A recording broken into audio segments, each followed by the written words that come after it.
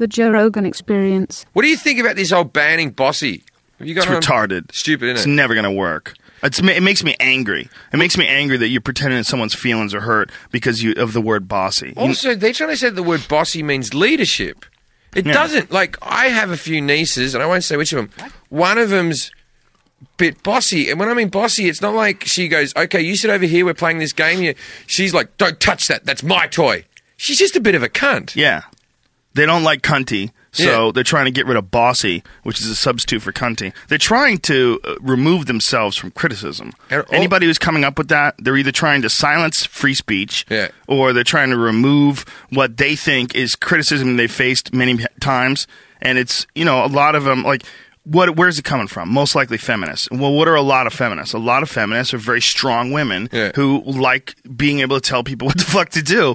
And what would be a criticism of that? Well, she's a cunt. She's cunty. She's bossy. Yeah. Those are they're all in line with what people don't like. I will ban bossy. Get the fuck out of here. Yeah, freedom of speech. You can't ban. It's the dumbest fucking thing ever. On their advert or the program, the woman was there going, "Do you know that men own 99% of the world's property," right? And then I thought about it. Do you know 95% of the homeless are also men? So there's plenty of bossy bitches kicking cunts out of their houses, living rent free. I know, and they keep on going, "Oh, you ban bossy, you won't get women that are head of corporations." Most bossy women that I have known in my life don't have jobs. Yeah. And probably would never get to the head of a corporation because that requires a lot of people skills. It's not like they've been held back by us going bossy. I'm there paying the rent and they're still fucking bossing me around. It doesn't feel like... Yeah. No, the idea is ridiculous. The idea that all these women want to be the head of corporations is ridiculous too. A lot of women don't want those jobs either. They're not working towards those jobs. The idea that they're completely banned from those jobs. There are women out there who run corporations. Is it fair? I'm not saying it is. But there's a lot of shit that's not fair. Life is not fair. There's a good chance we'll have a female president next. Or soon. It's possible. Yeah.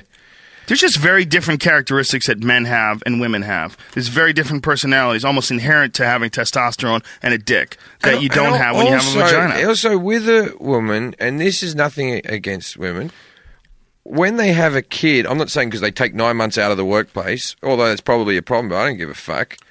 When they have a kid, their mind does change a little bit. They become less career-driven, for a lot of them, not all of them. Yeah. But they do start going, I want to spend time with this and da-da-da-da. And then a man has to step up a little bit more and work a bit hard. I sometimes begrudge the amount I have to go on the road and be away from my kids so as I can support the family. I feel like I miss out on something there. I'd rather be home all the time with him. Right. I know exactly what you mean. Yeah. I think everyone has a role. Yeah. And that everyone's role is different depending on the relationship, depending on where you are in life, depending on everything. But the idea that it should be even for men and women is ridiculous. The idea that anything should be even is ridiculous. Yeah. The only thing you should ask is for no discrimination. Yeah. No discrimination, and that someone would be... They would be promoted based entirely on how well they do what they do. But the idea that like there should be an equal amount of men and an equal amount of women in the same position, that I don't buy that. It doesn't make any sense to me because there's a lot of jobs that men do better than women and a lot of jobs that women do better than men. It's just a fact. And they've got Beyonce and Condoleezza Rice and who is the other bird they got? Julia Gardner is on the campaign as well. And then like Beyonce's there going, I'm not bossy, but I am the boss. I'm the queen. What is it with black women and wanting to be the queen? Queen Latifah. How about men, the king? Queen of the night. Men are always the king. Black men, like there's a lot of fighters that call themselves king. Black or white men will call themselves the king of the castle. I'm the king of my home. That's a universal male thing. We want to be the king. Black women want to be queens. And white chicks want to be princesses. That's true. Right? They don't even want to be queens. They want to be the child. The only white chick that wants to be the queen is the queen. That's probably it, right? Every time you meet a girl, it's like, I'm a princess because they want to be taken care of. And black chicks are like, I want to fucking own you, cunt.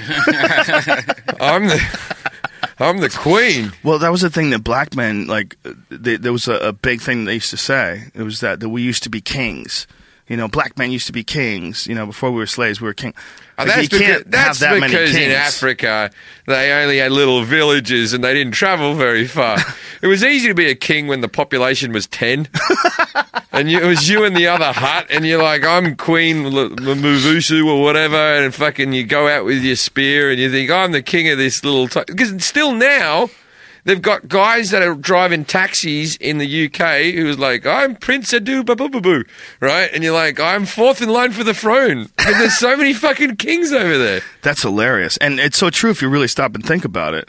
Like, the amount of people, that's probably directly in line with what we were talking about when we were talking about being famous, that you don't want to be the king of a place that's too big. Yeah. You know, like, you don't want to be the head of Rome. There's too much shit going on. Yeah. You're in all these other countries. A lot of people to overthrow you. Too much stress. Everybody's looking to kill you all the time. But if you're the king of a fucking small village, like, you're probably doing pretty good. You get all the fish. Yeah. You're good. You got, 10 wives or whatever the hell you need. You got 10 wives. Occasionally you can go over to a guy's house and just take a goat. Yeah, it's a tribute he has to pay. But if you're like the head of England, god damn, there's a lot of pressure on you. Well, King Ralph, yeah, that was a good film. You know what I like about King Ralph? King Ralph is a movie where they've worked backwards. They've gone, all right, this is the prep, because you've come up with movie ideas. Whenever you come up with movie ideas, you think of just the broad strokes. So someone's gone, okay, an American guy is the King of England and he's a slob and he likes 10-pin bowling. All right, that's what I've got.